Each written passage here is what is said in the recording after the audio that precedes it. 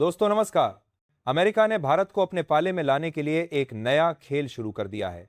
पर्दे के पीछे अब वह ऐसी चालें चल रहा है जिनका असर आने वाले महीनों में साफ दिखेगा। लेकिन इसी बीच सबसे चौंकाने वाली बात यह है कि डोनाल्ड ट्रंप का गुस्सा अब काबू से बाहर हो गया है।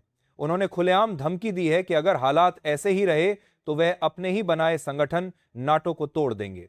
अब बड़ा सवाल यह है कि आखिर ट्रंप का गुस्सा किस देश पर फूटा है? कौन सा देश है जिसे वह नाटो से बाहर फेंकना चाहते हैं? और सबसे बड़ी बात, ऐसा क्या हुआ कि अमेरिका को भारत के खिलाफ लिया गया अपना एक बड़ा फैसला सिर्फ 48 घंटों के अंदर वापस लेना पड़ा?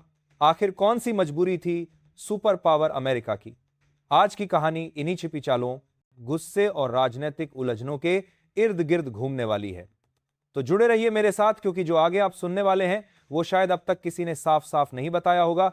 लेकिन उससे पहले अगर आप वीडियो देख ही रहे हो तो बस एक सेकंड निकालकर लाइक बटन दबा दो और चैनल को सब्सक्राइब कर लो। आपके लिए एक सेकंड होगा लेकिन हमारे लिए बहुत बड़ी मदद है। दरअसल दोस्तों, इन दिनों ट्रंप का मूड कुछ ज्यादा ही बिगड़ा हुआ है। कहने को तो वजह छोटी लगती है लेकिन असर बड़ा है। 2025 का नोबेल शांति पुरस्कार इस बार वेनेजुएला की विपक्षी नेता मारिया कोरिन मछाडो को मिला है। वो नेता जो अपने देश में लोकतंत्र के लिए सालों से तानाशाही के खिलाफ लड़ रही हैं। अब हुआ यह कि ट्रंप को पूरा यकीन था कि यह सम्मान उन्हें ही मिलने वाला है, लेकिन जब नाम किसी और का आया तो उनका गुस्सा फट पड़ा। शायद इसी झुंझुलाहट में उन्होंने अब अपने सबसे पुराने साथियों पर भी निशाना साधना शुरू कर दिया है।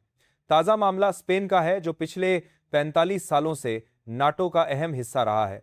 ट्रंप ने अब साफ चेतावनी दी है, अगर स्पेन समेत बाकी देश अपनी जीडीपी का 5% रक्षा खर्च पर नहीं लगाते तो उन्हें नाटो से बाहर कर दिया जाएगा। इतिहास में ऐसा कभी नहीं हुआ कि किसी देश ने अपने ही साथी को गठबंधन से बाहर निकालने की धमकी दी हो। यह बयान सामने आते ही पूरी बार देखा विल ही तक कार की कार करना दुनिया में हलचल मच गई, क्योंकि अब सवाल उठ रहा है कि क्या एक अकेला देश, चाहे वो अमेरिका जैसा सुपर पावर ही क्यों ना हो, किसी और सदस्य देश को नाटो से बाहर फेंक सकता है? क्या ट्रंप जो कह रहे हैं वो सच में मुमकिन है, या फिर यह सब सिर्फ उनकी नाराजगी का एक नया रूप है? देखिए, नाटो असल में दुनिया का सबसे ताकतवर मिलिट्री ग्रुप है। 32 देशों का ऐसा गठबंधन जिसकी नींव 1949 में एक ही सोच पर रखी गई थी, अगर एक देश पर हमला तो समझो सब पर हमला। यानी किसी एक को छेड़ा तो पूरा नाटो जवाब देगा। लेकिन असली खेल यहीं से शुरू होता है। कई लोग पूछते हैं, क्या नाटो किसी देश को निकाल सकता है? जवाब है बिल्कुल नहीं। नाटो की किताब में ऐसा कोई नियम है ही नहीं कि किसी सदस्य को जबरदस्ती बाहर किया जा सके। यह क्लब दोस्ती से बना है और यहां दोस्ती तोड़ी नहीं जाती, सिर्फ छोड़ी जाती है। मतलब साफ है, अगर कोई देश बाहर जाना चाहता है तो उसे पहले अमेरिका को 1 साल पहले लिखित में बताना पड़ता है। फिर ठीक 1 साल बाद वह खुद अपनी मर्जी से नाटो छोड़ सकता है। यानी दरवाजा बाहर से नहीं, अंदर से खुलता है। कोई भी ताकत किसी सदस्य को धक्का देकर बाहर नहीं निकाल सकती। अब सबसे बड़ा सवाल यही उठता है, क्या अमेरिका खुद को नाटो का मालिक समझ बैठा है? क्योंकि ट्रंप जिस तरह से बयान दे रहे हैं वो ऐसे बोल रहे हैं जैसे नाटो उनकी प्राइवेट कंपनी हो, तुम नहीं माने तो बाहर निकाल दूंगा। लेकिन हकीकत इससे बिल्कुल अलग है। नाटो का नियम साफ कहता है, किसी देश को बाहर निकालने के लिए तो पूरा संविधान ही बदलना पड़ेगा, और वह भी तभी जब 2/3 देश हां करें। अब सोचिए, 32 में से 21 देशों की मंजूरी चाहिए। Practically impossible. यानी ट्रंप की धमकी बस एक राजनीतिक गीदड़ भभकी है। असल में ट्रंप का मकसद कुछ और है। वो स्पेन जैसे देशों पर दबाव डालना चाहते हैं कि वे अपनी सेना पर ज्यादा पैसा खर्च करें, नोटो के फंड में ज्यादा योगदान दें। उनकी धमकी का कोई कानूनी वजन नहीं है, यह बस प्रेशर पॉलिटिक्स है। वहीं पुराना ट्रंप स्टाइल। और सबसे मजेदार बात, ट्रंप चाहे तो खुद अमेरिका को भी नाटो से नहीं निकाल सकते, क्योंकि 2023 में अमेरिकी संसद ने एक कानून पास कर दिया। कोई भी राष्ट्रपति नाटो छोड़ना चाहे तो पहले संसद से मंजूरी लेनी होगी। मतलब ट्रंप अगर चाहे भी तो व्हाइट हाउस से नाटो को गायब नहीं बोल सकते। तो अब ट्रंप के पास ऑप्शन क्या बचता है? वो बस स्पेन की मदद रोक सकते हैं या फिर कुछ व्यापारिक सजा दे सकते हैं, बस इससे ज्यादा कुछ नहीं। याद है 2019 में तुर्की को निकालने की बातें भी खूब चली थीं, लेकिन हुआ कुछ नहीं, क्योंकि कानूनी रास्ता बंद है। तो साफ है, ट्रंप के बयान जरूर हलचल मचाते हैं, लेकिन नाटो की नींव अब भी उतनी ही मजबूत है। ये गठबंधन किसी के ट्वीट या धमकी से नहीं टूटने वाला। अब बात उस खबर की जिसने खुद अमेरिका को झुकने पर मजबूर कर दिया। कहते हैं सिर्फ दहाड़ने से कोई शेर नहीं बनता, और आज यही लाइन डोनाल्ड ट्रंप पर सटीक बैठती है। एक तरफ तो वह नोबेल शांति पुरस्कार के लिए बच्चों जैसी जिद कर रहे थे, देखो मैंने गाजा से लेकर भारत पाकिस्तान तक युद्ध रुकवाए, दुनिया के सामने खुद को पीस मेकर बताने में लगे थे। लेकिन दूसरी तरफ उनके ही देश में उनके खिलाफ बगावत के सुर उठने लगे। लोग पूछने लगे, क्या हमारा राष्ट्रपति हमारी सेहत के साथ खिलवाड़ कर रहा है? और बस वहीं से ट्रंप की पूरी चाल उलटी पड़ गई। एक झटके में ट्रंप को अपना बड़ा फैसला पलटना पड़ा। अब सवाल ये, ऐसा क्या हुआ कि उनकी ही जनता उनके खिलाफ खड़ी हो गई, और कैसे भारत ने बिना कुछ बोले ये पूरी बाजी जीत ली? कहानी शुरू होती है एक धमकी से। ट्रंप ने भारत को चेतावनी दी, अगर रूस से तेल खरीदना बंद नहीं किया तो भारत से अमेरिका जाने वाली दवाइयों पर एक 100% टैक्स लगा देंगे।